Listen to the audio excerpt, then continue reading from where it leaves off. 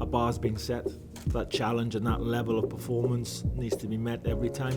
You know, every squad we pick is just as important as the last one. And this next game, first game of the campaign, huge. The team on the pitch is the finished article, and that's where it all happens. But the team off the pitch, you know, you saw how hard people were working, all our staff, not my football staff who were around me all the time, I mean the whole staff. The work and commitment they put into it was incredible.